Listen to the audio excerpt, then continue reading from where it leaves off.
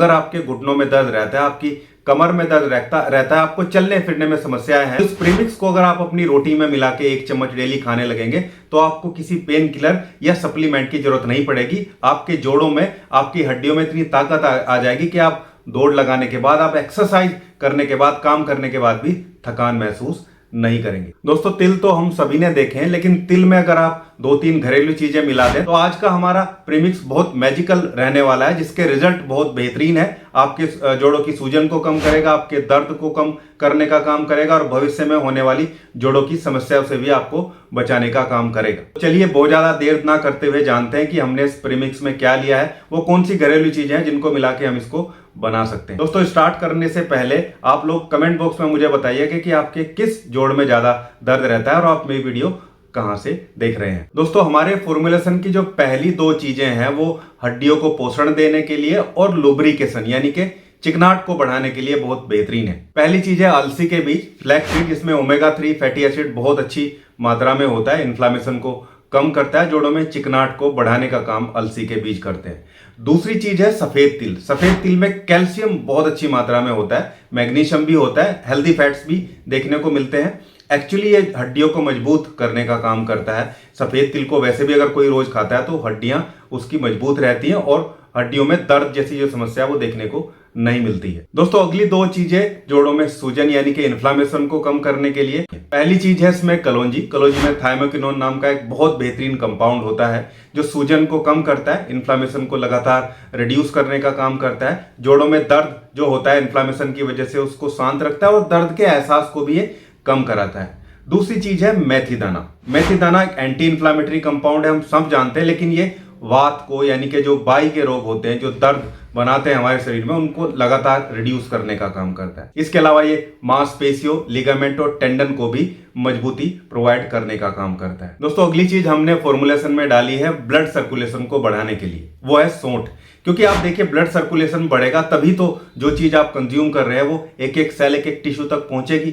सौंठ वैसे भी एंटी इन्फ्लामेटरी कंपाउंड होते हैं, दर्द के लिए बहुत बेहतरीन माना जाता है। सौंठ इतना अच्छा कंपाउंड है, लगातार एक चुटकी भी अगर कोई इसकी लगातार दर्द वाला पेशेंट लेता रहता है तो उसके दर्द को ये मॉड्यूलेट करने का काम करता है। दोस्तों, अंत में आखिर में हमने जो चीज डाली है वो इंपॉर्टेंटली पाचन के लिए है, एब्जॉर्प्शन के लिए है। क्योंकि जो चीज भी आप लोग कंज्यूम कर रहे हैं, जितनी भी दवाइयां आप ले रहे हैं, वो अच्छे से एब्जॉर्ब होनी जरूरी है। वो चीज है अजवाइन।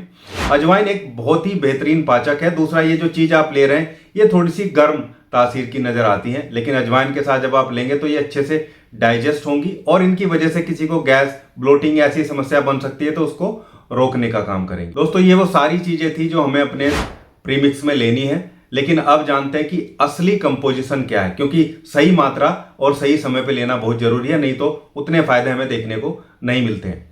यहाँ सफेद तिल जो है वो आप 100 ग्राम की मात्रा में लेने हैं। सफेद तिल अच्छी क्वालिटी के लें, थोड़े बढ़िया क्वालिटी के तिल आपको लेने चाहिए। अलसी को हम लगभग 200 ग्राम की मात्रा में अलसी के बीज आपको लेने, 200 ग्राम के आसपास। और मेथी दाना लगभग 150 ग्राम के आसपास मेथी दाना आपको लेना है। कलौंजी जो मैंने आपको बताई है वो लगभग 100 ग्राम की मात्रा में आपको लेनी है। कलौंजी के अलावा जो अजवाइन है, अजवाइन को थोड़ा कम मात्रा में लेंगे, लगभग 70-75 ग्राम की मात्रा में अजवाइन को हमें लेना है। और सौंठ को लगभग 70-75 ग्राम की मात्रा में हमें सौंठ अपने इस फॉर्मुलेशन में लेने हैं। ये कंपोजिशन बिल्कुल साइंटिफिक तरीके से सेट करी गई है ताकि हर चीज का हमें एग्जैक्ट फायदा मिलता रहे। अब दोस्तों बात करते हैं कि इसको बनाना कैसे इसको प्रिपेयर करके हमें रखना चाहिए। दोस्तों, तिल, अलसी, मेथी, कलौंजी और अजवाइन को तवे पे हल्का सा भून लेंगे।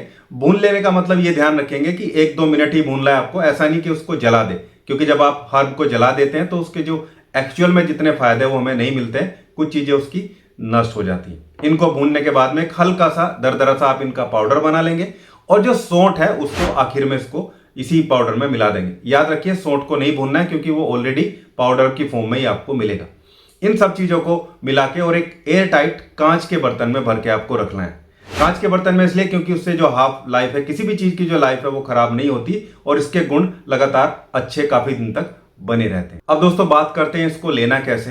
देखिए, इसकी लगभग 1 चम्मच आपको डेली कंज्यूम करनी है। कुछ लोग डायरेक्ट भी ले सकते हैं, लेकिन एक बहुत बेहतरीन तरीका मैंने अपने पेशेंट पे ट्राई किया है, इससे आदत भी बनी रहती है। मैं उनको बोलता हूं आप 2 या 3 रोटी जितनी भी खाते हैं, जब उसका आटा गूंथ रहा होता है कोई भी आपके घर में महिला गृहिणी कोई भी, तो उसको बोलो कि आपकी रोटी में 1 चम्मच इस पाउडर की डाल दे। 1 चम्मच इस पाउडर की डालने के बाद आपकी रोटी में, और फिर आटे को गूंथें। आटे को गूंथने के बाद में फिर आपके लिए रोटी उसमें से बनाई जाए। लगातार इसको ऐसे आप लोगों को कंज्यूम करना है। रोटी पे घी लगा सकते हैं, नॉर्मली कंज्यूम कर सकते हैं, कोई दिक्कत नहीं, क्योंकि रोटी तो हम लोग डेली ही खाते हैं। इसके अलावा अगर कोई लोग, किसी को गेहूं से एलर्जी है, ग्लूटेन से एलर्जी है और रोटी बहुत ज़्यादा नहीं खाते हैं, तो वो अपनी ठंडी दाल वगैरह में, बहुत गर्म ना हो, ठंडी दाल में डाल के, दही में डाल के भी, अगर दही से प्रॉब्लम नहीं है, छाछ मट्ठे में डाल के भी ले सकते हैं। इवन पानी के साथ भी ले सकते हैं। पानी के साथ आप आधा चम्मच में ले तो ज़्यादा अच्छा रहेगा। इस तरीके से आप 6 से 8 हफ्ते इसको लगातार ले सकते हैं, लेकिन पर्याप्त मात्रा में पानी पीते रहें। इसको लेने के बाद आपको 3-3.5 लीटर पानी जरूर पीना चाहिए।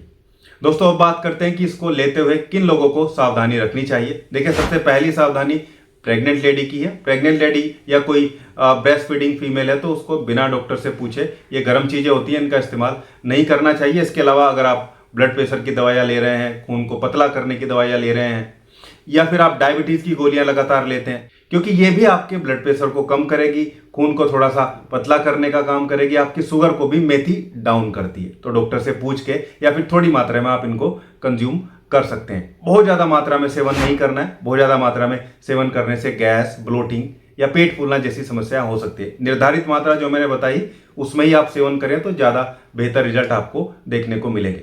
किसी भी सामग्री से, इनमें से अगर आपको कोई एलर्जी है, किसी भी चीज से आपको जो सूट नहीं करती है, आप उसको इसमें से हटा सकते हैं। आपको रिजल्ट लगभग बराबर ही मिलेंगे। कोई एलर्जी नहीं है तो पूरे कंपोजिशन को आप ले सकते हैं। तो दोस्तों ये आज का हमारा खास प्रीमिक्स था। याद रखिए, ये केवल एक छोटा सा फॉर्मूला नहीं है, ये आपकी डेली की आदत है, जो आपको सप्लीमेंट्स भी प्रोवाइड करता है, जो आपको पेन किलर इम्पैक्ट भी प्रोवाइड करता है, और सबसे अच्छी बात है कि आप इसको अपनी रोटी के आटे में मिला के डेली कंज्यूम करने वाली चीज के साथ में ले सकते हैं। उम्मीद करता हूं आप लोग को वीडियो अच्छा लगा होगा। वीडियो अच्छा लगा तो वीडियो को लाइक जरूर करिएगा, वीडियो को शेयर करिएगा कम्युनिटी में, ताकि दूसरे लोगों को भी इसके बेनिफिट मिलते रहे। और अगर आप लोग चैनल पे नहीं हैं, अभी तक आप लोगों ने चैनल को सब्सक्राइब नहीं किया, तो एक बार चैनल को भी सब्सक्राइब जरूर करिएगा। मिलते हैं ऐसी खास हेल्दी वीडियो में, तब तक के लिए धन्यवाद, नमस्कार।